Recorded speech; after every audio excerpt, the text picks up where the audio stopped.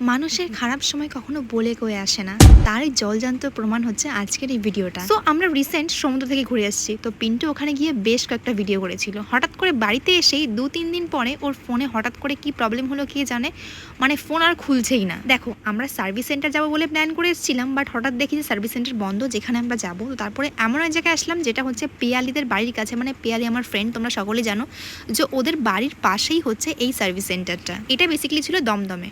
So ও বললো যে আমাদের বাড়িতে আয়, তাহলে ঘুরে যা। তো আমি একদম কোনো প্ল্যান করে যেহেতু যাইনি, তো পিয়ালির জামা কাপড় পরেই জাস্ট আমরা খাওয়া দাওয়া করে সো ওখান থেকে বেরিয়ে পড়েছিলাম এই সার্ভিস সেন্টার যাওয়ার উদ্দেশ্যে। তো পৌঁছে আমার মনে একটা আশ্বাস ছিল যে হয়তো ভিডিওগুলো বা কোনো কিছু ডিলিট হবে না, হয়তো ফোনটা ঠিক হয়ে যাবে। কিন্তু যখন ওখানে কথা বললাম জানতে পারলাম যে ফোনে যা আছে সব ডিলিট হয়ে যাবে, কিন্তু ফোন ঠিক হয়ে যাবে, নতুন নতুন হয়ে যাবে, বাট সব ডিলিট হয়ে যাবে। জাস্ট শোনার পরে কান্না আমার থামছিলই না। জানি না পিন্টুর কেমন মন খারাপ হচ্ছিল, ছেলেরা সহজে কান্না করে না, বাট আমি তো মেয়ে, আমি তো সহ্য করতেই পারছিলাম না। এত কষ্ট করে এত ভিডিওগুলো করেছে, আর এরকম জায়গা হয়তো সচরাচর আমার যেতেও পারবো না। সেই বিশাল সুন্দর একটা জায়গায় গেছিলাম। হয়তো আমার চ্যানেলে ভিডিও আপলোড আছে, পিন্টু চ্যানেলে এই জন্য হয়তো ভিডিও আসেনি, তোমরা হয়তো অনেকে জানো বা অনেকে জানো না। তো আজকে ভিডিও দেখার পরে আই থিঙ্ক সব ক্লিয়ার হয়ে যাবে। সো এরকম ছোটো ছোটো মিনি ব্লগ দেখতে হলে অবশ্যই সুমি সিরিজ এই ইউটিউব চ্যানেলটা কিন্তু সকলেই সাবস্ক্রাইব করে রেখো। এরকম ভিডিও হয়তো অন্য চ্যানেলে আসে না, শুধুমাত্র এই চ্যানেলে আসে, তো অবশ্যই সবাই সাবস্ক্রাইব করে রেখো। সো কান্নাকাটি অনেক করে পিয়ালিদের বাড়ি আবার আসলাম। আজকে রাতটা বাড়ি থেকে যাব, পরদিন সকালবেলা আমরা আবার বেরিয়ে যাব। যাই হোক, পিয়ালি দেখো কেক বানাচ্ছে, ও তো প্রচুর কেকের অর্ডার থাকে, তো কেক বানাতে বসে গেছে। অ্যান্ড আমি ওর সাথে একটু উস্তাদিগিরি করছিলাম, আমি পারি না একদমই বানাতে।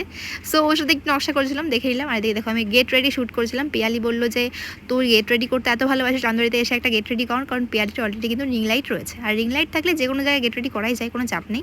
সো আমি আজকে পুরো পিয়ালি ড্রেস, কারণ তোমরা যেহেতু সবাই জানো যে আমি কোনো ড্রেস নিয়ে আসিনি, আমি আসবো বলে কোনো আইডিয়া করেই আমি আসি, নর্মালি জাস্ট চলে এসেছি। পিয়ালি ফোন করলো যে আমাদের পাশে সার্ভিস সেন্টার রয়েছে, জাস্ট তুই চলে আয়।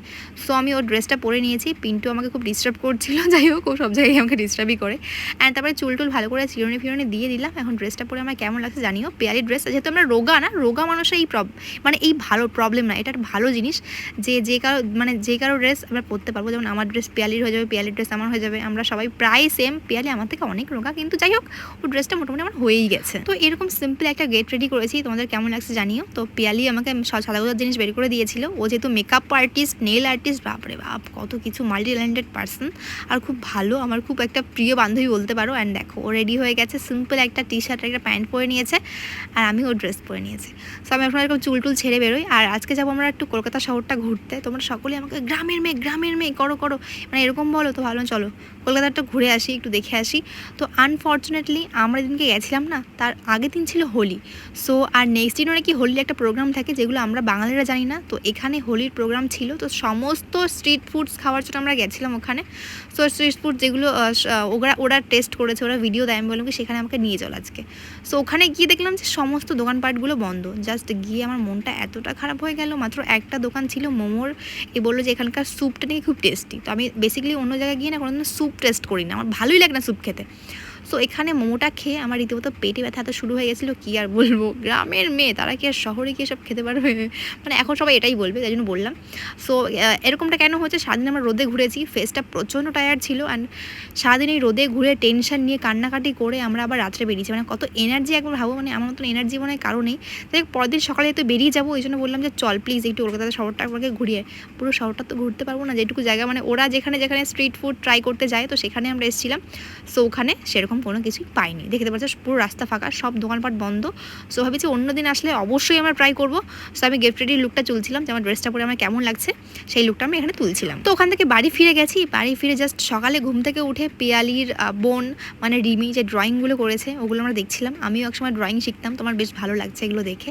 সো এগুলো দেখার পরে তারপরে পিয়ালি তার নিজের হাতের কাজগুলো আমায় দেখালো, যেগুলো পিয়ালি নিজে বানিয়েছে। ডায়েরির উপরে কি সুন্দর ডিজাইন করেছে। তো এর মধ্যে একটা গিফট করলো আমায়। সো আমার ডায়েরি প্রচুর রয়েছে বলে আমি পিন্টুকে দিয়েছিলাম। তো পিন্টু বেশ খুশি হয়েছিল। তারপরে পিয়ালিকে টাটা করার পালা। প্রচণ্ড মন খারাপ লাগছিল, বান্ধবীর সাথে একটা দিন প্রচণ্ড ভালো কেটেছে। আর পিয়ালির বাড়ি আসবো, পিয়ালি আমাকে কেক বানিয়ে দেবে না, এটা তো হতেই পারে না। তো একটা বিউটিফুল কেক বানিয়ে দিয়েছিল, কারণ পিন্টুর কদিন আগেই 10K ক্রস করেছে ইউটিউবে। সো হ্যাঁ, যারা পিন্টুকে ইউটিউব চ্যানেলটা ফলো করো না, করতে পারো, কিন্তু ফেসবুক পেজেও কিন্তু পিন্টু অফিসিয়াল, আর ইউটিউব চ্যানেল কিন্তু পিন্টু অফিসিয়াল, অবশ্যই ফলো করো। আর কেকটা এত টেস্টি ছিল, জাস্ট যখন আমি মুখে দিলাম জাস্ট মেল্ট হয়ে গেল। জাস্ট ও মাই গড গাইস, এত টেস্টি। থ্যাংক ইউ পিয়ালি এত বিউটিফুল কেক দেওয়ার জন্য। যাই হোক, তোমাদের এই ছোট্ট ভিডিওটা কেমন লাগলে অবশ্যই জানিও। তো বাড়ি ফেরার পথে ভাইদের জন্য কিছু খাবার দাবার নিয়ে গেছিলাম। Thanks for watch.